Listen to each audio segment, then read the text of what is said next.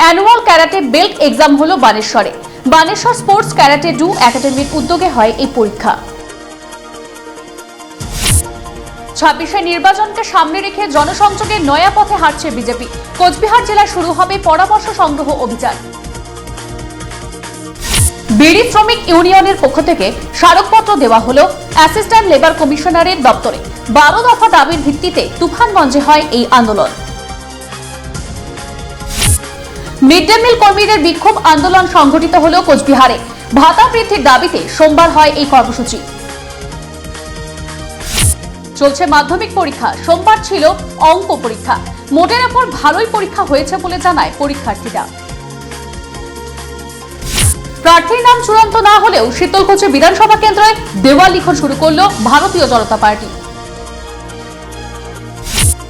26 নির্বাচনকে সামনে রেখে খেলা হবে স্লোগান কর্মসূচি গ্রহণ করল তৃণমূল কংগ্রেস। তুফানগঞ্জে হলো কর্মসূচি। কোচবিহার জেলা ক্রীড়া সংস্থা আয়োজিত সিনিয়র ডিভিশন ক্রিকেট লিগের সোমবারের খেলায় পরস্পরের মুখোমুখি হয় মিতালি সংঘ বনাম প্রভাতী সংঘ। আইপিএলের ধাঁচে এবার কোচবিহারও বসছে ক্রিকেটের আসর। তারই প্রস্তুতি শুরু হয়েছে টাকাগাছ বিবেকানন্দ ক্লাবে।